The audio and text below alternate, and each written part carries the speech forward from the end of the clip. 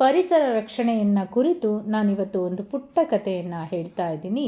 ಒಂದು ಮರದಲ್ಲಿ ಗುಬ್ಬಚ್ಚಿ, ಕಾಗೆ ಮತ್ತು ಪಾರಿವಾಳ ಈ ಮೂರೂ ಪಕ್ಷಿಗಳು ತುಂಬ ಸ್ನೇಹದಿಂದ ಇರ್ತವೆ, ತುಂಬ ಚೆನ್ನಾಗಿರ್ತವೆ. ಅಂದವಾದ ಗೂಡನ್ನು ಅಂದರೆ ತಮಗೆ ಹೆಂಗೆ ಕಂಫರ್ಟೇಬಲೋ ಹಾಗೆ ಗೂಡನ್ನು ಕಟ್ಕೊಂಡು ತುಂಬ ಚೆನ್ನಾಗಿರ್ತವೆ. ಸೊ ಒಂದು ದಿನ ಏನಾಗುತ್ತೆ ಅಂದರೆ ಪ್ರತಿದಿನವೂ ಇವು ಒಟ್ಟಿಗೆ ಆಟ ಆಡ್ತಿರ್ತವೆ, ಒಟ್ಟಿಗೆ ಆಹಾರವನ್ನು ಶೇಖರಣೆ ಮಾಡ್ತಾ ಇರ್ತವೆ. ಒಂದು ದಿನ ರೈತ ಏನು ಮಾಡ್ತಾನೆ, ತಾನು ಬೆಳೆದಿರ್ತಕ್ಕಂತಹ ರಾಗಿ ಕಾಳುಗಳನ್ನು ಪಟ್ಟಣಕ್ಕೆ ಸಾಗಿಸ್ಬೇಕಾಗಿರುತ್ತೆ. ಹಾಗಾಗಿ ಚೀಲದಲ್ಲಿ ತುಂಬಿಕೊಂಡು ಪಟ್ಟಣಕ್ಕೆ ಸಾಗಿಸುವಾಗ ಒಂದು ಚೀಲ ಸ್ವಲ್ಪ ತೂತಾಗಿರುತ್ತೆ.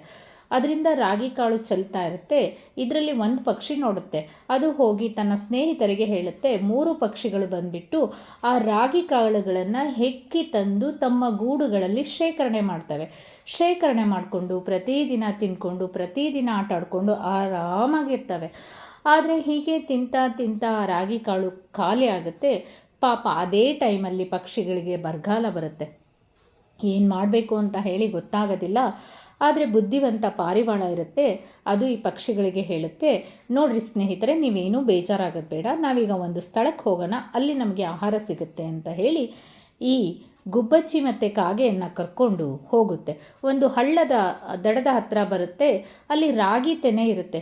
ನೋಡಿ ಸ್ನೇಹಿತರೆ, ಅಲ್ಲಿ ರಾಗಿ ತೆನೆ ಇದೆ, ನಾವು ರಾಗಿ ಕಾಳುಗಳನ್ನು ತಿನ್ಬೋದು, ಸಂತೋಷನಾ ಅಂತ ಕೇಳಿದಾಗ ಉಳಿದ 2 ಪಕ್ಷಿಗಳಿಗೂ ತುಂಬ ಸಂತೋಷವಾಗುತ್ತೆ.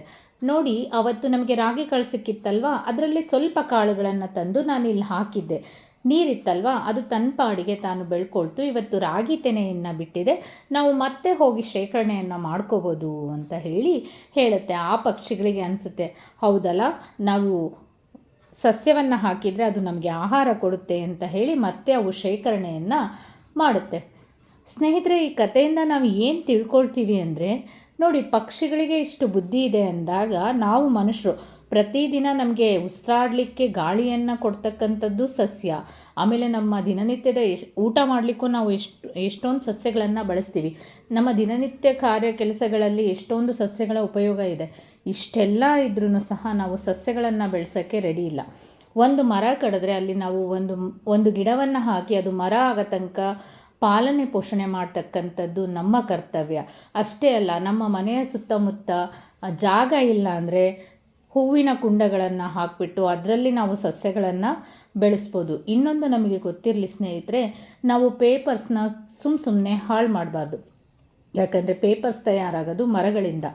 ನಾವು ಪೇಪರ್ಸ್ನ ತಯಾರು ಮಾಡೋದು ಮರದಿಂದ ಆಗಿರೋದ್ರಿಂದ ಪೇಪರ್ಸ್ನ ಹಾಳು ಮಾಡಿದರೆ ಮರಗಳನ್ನು ಕಡ್ದಂಗೆ ಆಗುತ್ತೆ. ಹಾಗಾಗಿ ಸ್ನೇಹಿತರೆ, ಇನ್ಮೇಲಾದರೂ ನಾವು ಸಾಧ್ಯವಾದಷ್ಟು ಮಟ್ಟಿಗೆ ಸಸ್ಯಗಳನ್ನು ಬೆಳೆಸೋಣ ಮತ್ತು ಪರಿಸರವನ್ನು ಉಳಿಸೋಣ ಅಂತ ಹೇಳ್ತಾ ಇದ್ದೀನಿ. ಎಲ್ರಿಗೂ ಈ ಕತೆ ಇಷ್ಟ ಆಗುತ್ತೆ ಅಂದ್ಕೊಳ್ತೀನಿ. ಧನ್ಯವಾದಗಳು.